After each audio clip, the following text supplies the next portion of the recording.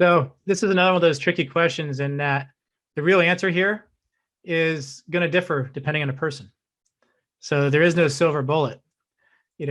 One person or one business may require one mindset, one may require a different mindset.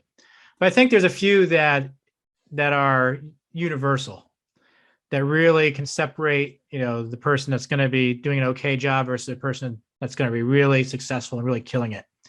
And I start with compassion and empathy. This really flows through so many different aspects of the business. We think of it, I talk about it a lot in terms of leadership and employees and showing that empathy, showing that compassion to employees. But really, when you can take that beyond that as an entrepreneur or as a small business owner or even a big business owner. Think about the power of compassion, empathy with the customer. And there's a lot of examples of that. You look at Nordstrom, you look at Ritz-Carlton, companies like that have really built up these great customer service reputations. What they do is quite simple. They have empathy for their customer and they show compassion when they need to show it. So it's really powerful mindset to have.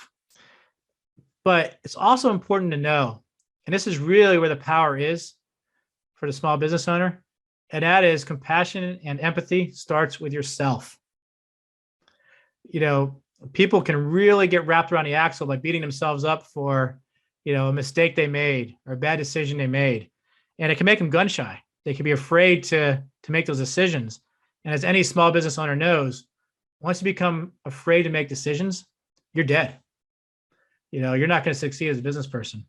So having that self-compassion is so important.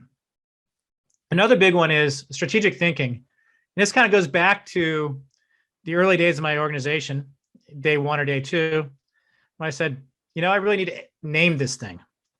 And, there's a lot of people in my space that would just name it their own name, but I want to grow this to be something bigger. So I don't want to always be associated with my name. So I needed to come up with something else.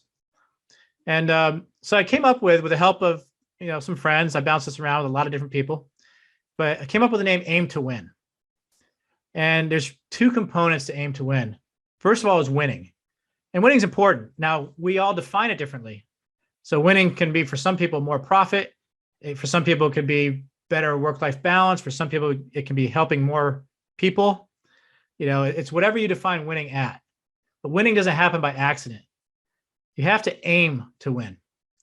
And really, the mindset behind that is strategic thinking. It's starting where you want to end up and working your way backwards, coming up with a strategy, a plan to hit whatever it is that you're trying to accomplish. A third, mindset or perspective here is, being willing to find somebody to help see the blind spots. And one of the things that I talk about what I do, well, I help people know what they don't know. And, I have my own blind spots, and so do you and everybody else. We don't see those things. And so being able to find somebody and being willing and vulnerable to ask somebody to help you find those blind spots is so critical, because so many companies die because of those blind spots, even large companies. Circuit City is one that comes to mind. Big blind spot, put the company under. And finally, I think the fourth one that's really universal, and this could have been the first one, and this could be part of all of them. And that is, you have to have a growth mindset. You have to be willing to invest in yourself, to really be out there, be curious, to try to learn as much as you can. Even if you don't want to grow your business, if you're happy where you're at, guess what? The world's going to grow, and you better grow with it. And so having that growth mindset, that learning attitude, the hunger for knowledge, I think is really key. And finally, one of the things to talk about is beliefs. And a lot of different beliefs will work, to have a successful business. But the important thing to not have is limiting beliefs. So figuring out what is getting in your way. What is it that you believe that's holding you back? And so what I do to help with that, with all those things, is I'm that outside perspective. So I can help you figure out what those limiting beliefs are. And I dig in with people a lot.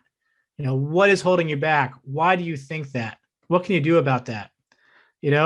I'm really good at pointing out other people's blind spots. Can't see my own, but I'm great at seeing other people's.